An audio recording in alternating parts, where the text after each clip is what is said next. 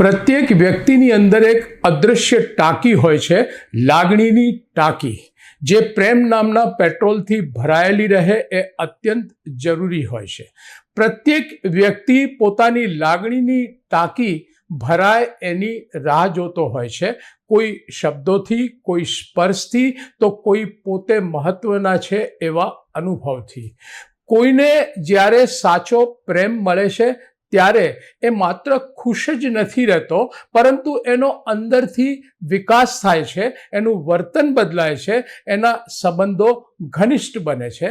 અને આ લાગણીની ટાંકી જ્યારે ખાલી રહે છે ત્યારે બધું જ બદલાઈ જાય છે. વાતોમાં કડવાશ આવે છે, વર્તનમાં ગુસ્સો અને સંબંધોમાં અંતર વધતું જાય છે. મોટાભાગના દાંપત્ય જીવનના ઝઘડાઓનું કારણ સ્વભાવ, પૈસો કે સમય નથી હોતો, પરંતુ આ લાગણીની ખાલી ટાંકી હોય છે.